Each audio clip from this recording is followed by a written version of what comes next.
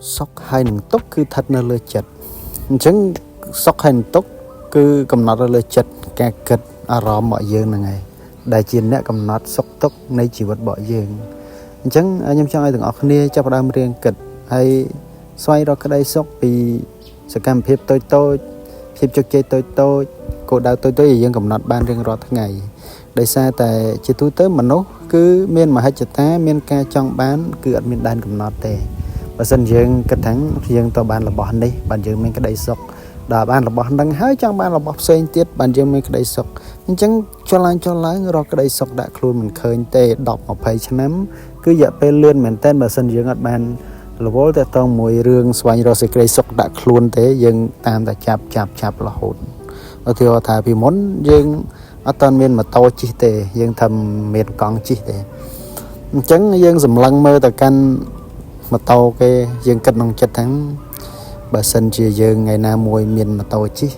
đăng chỉ lọយ៉ាងណាទេមិនខំធាក់កង់ហត់អញ្ចឹងដល់ពេលដែលយើងមានលទ្ធភាពមានលុយទិញម៉ូតូជិះហើយ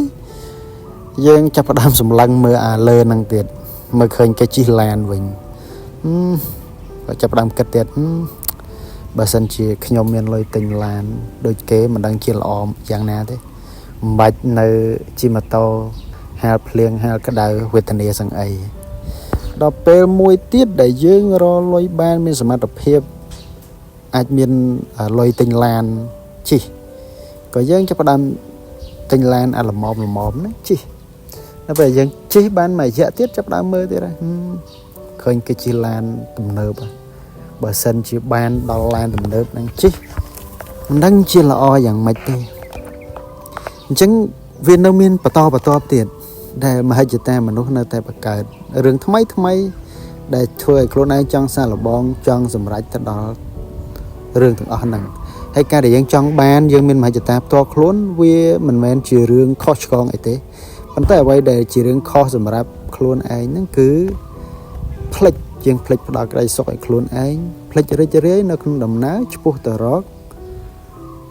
ក្តីសុបិនរបស់យើងផ្លិចតកតមីកតាទាំងអស់ហ្នឹងអញ្ចឹងយើងចំណាយពេលស្ទើរតែពេញមួយជីវិតគឺរត់ដេញចាប់ក្តីសម័យហូតផ្លិចរីករាយនឹងអ្វីដែលខ្លួនបានសម្រេចហើយបើសិនយើងក៏លេចទៅមើលក្រោយខ្នងយើងវិញ